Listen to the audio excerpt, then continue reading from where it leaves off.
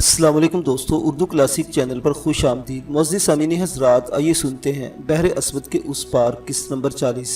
معزز سامعین، آپ سے امید کی جاتی ہے کہ ویڈیو کو لائک کریں اور چینل کو بھی سبسکرائب کر دیں، شکریہ۔ انہیں جنگل میں رات آ گئی تھی۔ یہ ان کے سفر کی پہلی رات تھی۔ 5 مردوں میں اکیلی تھیوڈورا بہت ڈر رہی تھی۔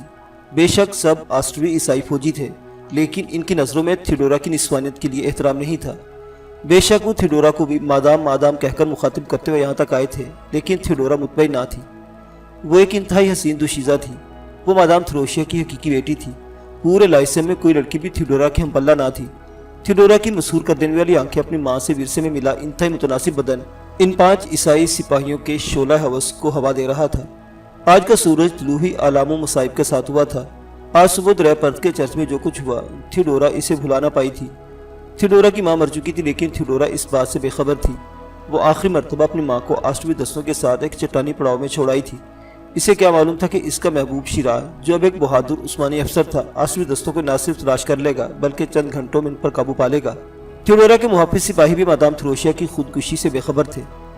انہوں نے الاؤ روشن کر دیا، ایک بڑا خیمہ نصب کیا گیا اور اس خیمے کے عین سامنے تھیوڈورا کے لیے ایک الگ چھوٹا سا مضبوط خیمہ لگایا گیا۔ 2 پہرے داروں کو رات بھر جاگ کر تھیوڈورا کے خیمے کے گرد پہرا دینا تھا، تاکہ مادام تھروشیا کی بیٹی انتہائی سکون کی نیند سو سکے، جبکہ 5 سپاہیوں کا سالار پہرے داروں میں شامل نہیں تھا۔ اسے رات بھر سونا تھا تاکہ اگلی صبح تیز رفتار سفر کے لیے خود کو تیار کر سکے۔ نہ جانے کیوں تھیوڈورا کا دل بہت ڈر رہا تھا۔ شاید یہ اس کے ساتھ پیش آنے والے دن بھر کے واقعات کا اثر تھا۔ وہ اپنے آپ کو غیر محفوظ تصور کر رہی تھی۔ آج اس کا بھائی اس سے بچھڑ گیا تھا۔ وہ جیسا بھی تھا، برا یا بھلا، لیکن تھیوڈورا نے ہمیشہ اسے بھائی ہی سمجھا تھا۔ کلا ڈیوس آج چرچ سے ایسا نکلا تھا جیسے آنکھ سے آنسو نکل جاتا ہے، کبھی واپس نہ آنے کے لیے۔ ابھی وہ کلا ڈیوس کے صدمے سے باہر نہ آ پائی تھی کہ ماں نے اسے آسٹریا جانے کا حکم دے دیا۔ تھیوڈورا کے لیے آسٹریا میں کوئی دلچسپی نہ تھی۔ وہ تو مقدونیہ میں رہنا چاہتی تھی۔ اس نے ماں سے لاکھ کہا کہ وہ مقدونیہ جانا چاہتی ہے۔ اس نے ماں کو بتایا کہ فکر کی بات نہیں، وہ اپنے باپ جیسے استاد پاتھے اڑیسہ کے ہرا لے گی۔ لیکن مادام بازید تھی کہ تھیوڈورا آسٹریا کے شاہی محل میں جا کر رہے۔ اسی طرح کی بہت سی بے چینیاں اس کے دل میں کروٹیں لے رہی تھی۔ مقدونیہ میں اسے امید تو تھی کہ کبھی نہ کبھی شیراز سے مل پائے گی۔ وہ شیراز سے پیار کرتی تھی۔ اس نے لائسم میں شیراز کے سامنے اپنی محبت کا کبھی اظہار نہ کیا تھا، لیکن شیراز کے پیچھے جانے کے بعد اسے احساس ہوا کہ وہ اپنے محبوب کے بغیر کچھ بھی نہیں۔ شیراز اس کا دوست تھا، اور ایسا دوست کہ جس کے ساتھ وہ اپنے ذہنی اپچ پر رہ کر بات کر سکتی تھی۔ وہ دونوں ایک دوسرے کو سمجھتے تھے۔ خیمے میں لیٹی اکیلی تھیوڈورا اپنے حالات پر آنسو بہا رہی تھی۔ آج دن بھر وہ روتی رہی تھی۔ طلوع آفتاب سے لے کر غروب آفتاب تک ایک لمحے کے لیے بھی اس کے آنسو نہ رکے تھے۔ وہ بھی رو رہی تھی۔ کانچ کی وہ گڑیا آنسو کی شکل میں پگھلتی جا رہی تھی۔ وہ اکیلی تھی، 5 مردوں اور بیابان جنگل میں بالکل اکیلی۔ دن بھر روتے رہنے کی وجہ سے اس کی آنکھیں سوج گئی تھیں۔ بستر میں منہ چھپائے روتی ہوئی تھیوڈورا کی آنکھ لگ گئی، گویا اس کے دل کے سمندر میں اٹھنے والی آنسوؤں کی موجوں کو قرار آ گیا۔ شاید فرشتوں نے اسے لوریاں دی تھی، لیکن آدھی رات کے وقت اچانک اس کی آنکھ کھل گئی۔ وہ شاید کھٹکی کی آواز تھی۔ تھیوڈورا نے چہرے سے کمبل ہٹا کر دیکھا تو مارے خوف سے اس کی چیخ نکل گئی۔ تھیوڈورا کے خیمے میں سپاہیوں کا سردار موجود تھا۔ اس کے ہاتھ میں شراب کی بوتل تھی اور اس کے قدم بری طرح ڈول رہے تھے۔ تھیوڈورا سمجھ گئی وہ یقیناً برے ارادے سے اس کے خیمے میں آیا تھا۔ تھیوڈورا کی اوپر کی سانس اوپر اور نیچے کی نیچے رہ گئی۔ آخر وہی وہ جس کے اسے ڈر تھا۔ اب اسے بیابان جنگل میں کون بچانے کے لیے آ سکتا تھا؟ وہ دل ہی دل میں خدا کو پکارنے لگی۔ شرابی افسر بری طرح ڈول رہا تھا۔ وہ ایک لمبا تڑنگا اور کسی گینڈے کی طرح گھٹے ہوئے جسم کا مالک شخص تھا۔ تھیوڈورا کی طرف قدم بڑھانے سے پہلے اس نے نشے کی حالت میں خیمے سے باہر منہ کر کے کہا، ہاں میں نے سن لیا، تم سب کی باری آئے گی، لیکن میرے بعد، پہلے میں اور پھر تم چاروں۔ آج رات ہم عیاشی کریں گے۔ وہ کہہ لگا رہا تھا۔ نشے میں غرق سانڈ جیسا آسٹریوی سپاہی تھیوڈورا کی جانب بڑھ رہا تھا۔ تھیوڈورا کسی چڑیا کے بچے کی طرح بستر میں چھپنے سمٹنے لگی۔ اچانک سانڈ رک گیا اور اپنی جگہ پر جھولتے ہوئے کہنے لگا، اگر ہم تمہیں مار دیں اور مادام سے یہ کہہ دیں کہ تمہیں دشمنوں نے قتل کر دیا، دشمن زیادہ تھے لہٰذا ہم بچا نہیں پائے، تو تمہاری ماں کو یقین کرنا پڑے گا۔ بہتر یہی کہ تم میرے ساتھ تعاون کرو۔ تم اپنا جسم آج رات کے لیے ہمیں دے دو، ہم تمہیں بخیر و عافیت آسٹریا تک پہنچا دیں گے۔ لیکن تم اگر اپنا نازک اندام بدن ہم سے دور رکھو گی تو ہم زبردستی کریں گے اور آخر میں تمہاری جان لے لیں گے۔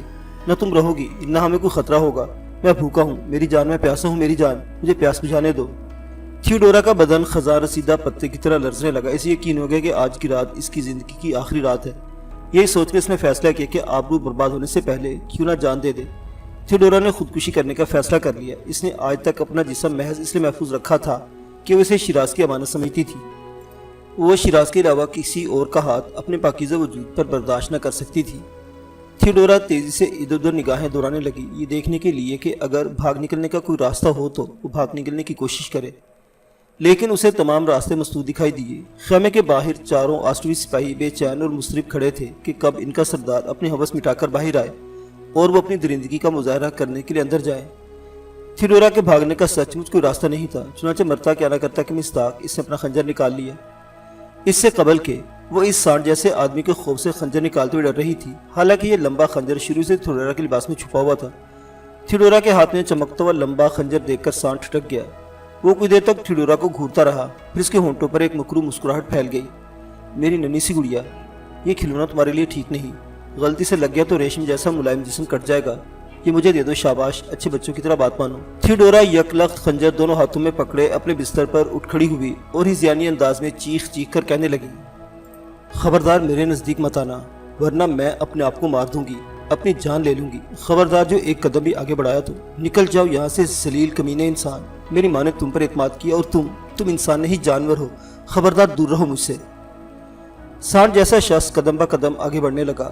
وہ لڑکی کو محض چند گھنٹے مرنے نہیں دینا چاہتا تھا، بعد میں خودکشی بھی کر لیتی تو تب بھی ٹھیک تھا، لیکن ابھی تک اسے لڑکی کے جسم کی ضرورت تھی۔ وہ کسی لاش کے ساتھ جنسی ہوس پوری نہ کر سکتا تھا۔ سپاہیوں کا سردار بڑی احتیاط کے ساتھ آگے بڑھ رہا تھا۔ تھیوڈورا نے خنجر اپنے دونوں ہاتھوں میں تھام کر یوں اوپر اٹھا لیا کہ اگلے لمحے وہ ایک ہی وار میں اسے اپنے پیٹ میں گھسیڑ سکتی ہے۔ اس کی آنکھوں میں آنسو تھے جو گالوں پر لکیریں بناتے ہوئے نیچے زمین پر گر رہے تھے، اور وہ فلک شگاف چیخوں کے ساتھ بار بار کہہ رہی تھی، خبردار میرے نزدیک مت آنا ورنہ میں خود کو مار دوں گی، خبردار میرے نزدیک مت آنا ورنہ میں اپنی جان لے لوں گی۔ سانڈنما سپاہی ایک بار پھر رک گیا۔ اس نے اپنے ہاتھ میں پکڑی شراب کی بوتل میں سے آخری گھونٹ پیا اور بوتل ایک طرف پھینک دی۔ لڑکی، تم میری بات مان لو تو فائدے میں رہو گی۔ کیا تم چاہتے ہو کہ میں تمہاری لاش کے ساتھ اپنی جنسی ہوس پوری کروں؟ کیا تم اپنی لاش کی بے حرمتی چاہتی ہو؟ اچھا چلو خنجر پھینک دو، میں تمہیں کچھ نہیں کہوں گا، وعدہ کرتا ہوں کچھ نہیں کہوں گا۔ اتنا کہہ کر سانڈنما شخص نے تھیوڈورا کو ایک عجیب دھوکہ دیا۔ اس نے تھیوڈورا کے عقل میں یوں اچانک چکندی ہوئی نگاہ دوڑائی جیسے لڑکی کے پیچھے اس نے کسی اور شخص کو دیکھ لیا ہو۔ وہ لڑائی بھڑائی کا ایک عام سا حربہ تھا۔ تھیوڈورا اس کے چال میں آ گئی اور کسی خوفزدہ غزال کی طرح تڑپ کر اپنے پیچھے دیکھنے لگی۔ یہ وہ لمحہ تھا جب سانڈنما شخص نے تھیوڈورا کی نازک کلائیوں کو اپنے لوہے جیسے مضبوط ہاتھوں میں جکڑ لیا۔ اس کی گرفت گویا آہنی ہتھکڑیوں کی گرفت تھی۔ اب تھیوڈورا خود کو نہ مار سکتی تھی۔ وہ بری طرح چلانے اور کسمسانے لگی۔ سانڈنما شخص نے اس کے نازک کلائیاں مروڑ کر خنجر اس کے ہاتھ سے چھین لیا اور تھیوڈورا کو اٹھا کر بستر پر پٹک دیا۔ اگلے لمحے وہ خود بھی تھیوڈورا کے اوپر تھا، بالکل ایسے جیسے کوئی نازک سی چڑیا کسی گدھ کے نیچے آ گئی ہو۔ تھیوڈورا کی فلک شگاف چیخیں پورے جنگل کو لرزا رہی تھی، لیکن سانڈنما بدبخت شخص خوبصورت تھیوڈورا کے جسم کو بری طرح نوچ رہا تھا۔ تھیوڈورا کی چیخیں باہر کھڑے پہرے دار سن رہے تھے، ایک دوسرے کی طرف دیکھ دیکھ کر مسکرا رہے تھے۔ ان کے ہاتھوں میں شراب کی بوتلیں تھیں اور وہ بڑی بے چینی سے اپنے باری کے منتظر تھے۔ اچانک باہر کھڑے پہرے داروں کو دوڑتے ہوئے گھوڑوں کے قدموں کی آواز سنائی دی۔ چاروں سپاہیوں نے اپنی تلواریں سونت۔ اگلے لمحے ایک چھلاوا ان کے سامنے تھا۔ تاریکی کے پردے سے نکلنے والا یہ پرسرا گھڑ سوار کون تھا جو اچانک بجلی بن کر ان چاروں پر جھپٹا تھا اور اس نے آنے واحد میں چاروں میں سے دو کے سر اڑا دیے۔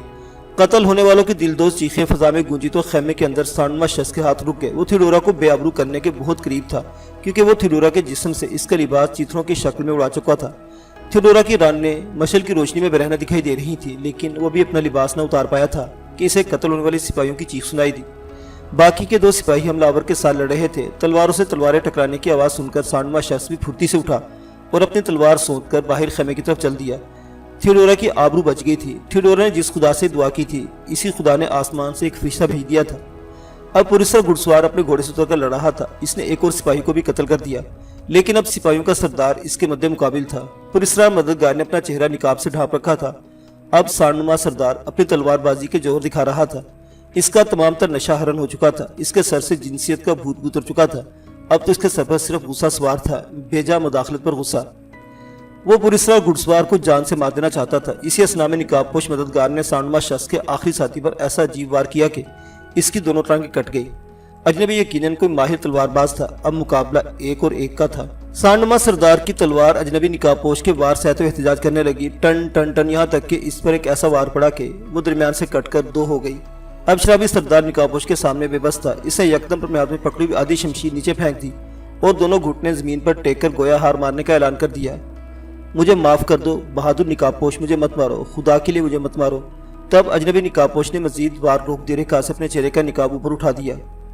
निकाब पोश का चेहरा देखते ही शराबी सरदार की आंखें हैरत से फैल गई। इसके मुंह से सिर्फ एक ही लफ्ज निकला, सिपा सालार।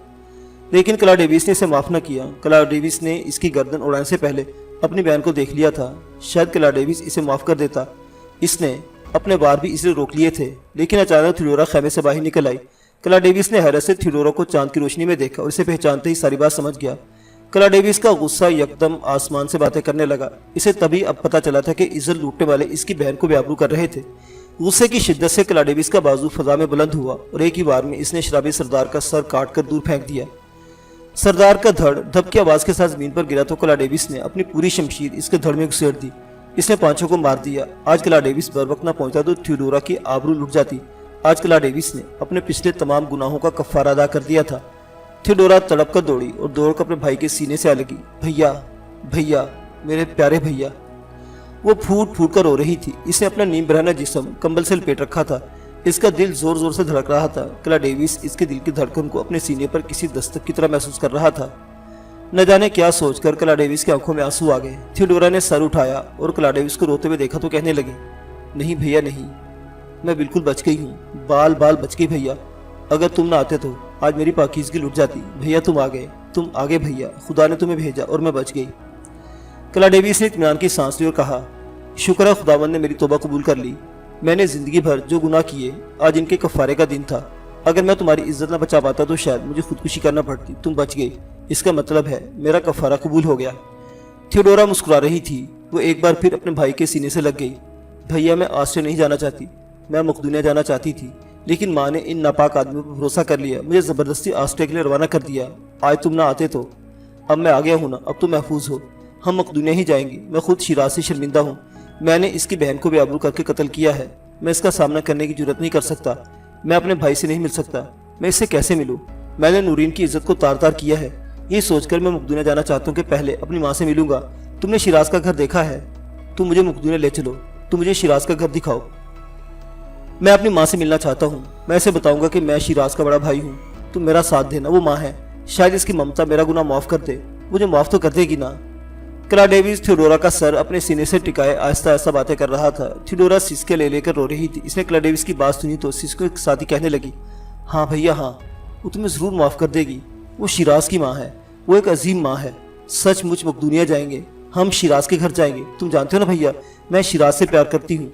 मैं इसी के घर जाना चाहती हूँ।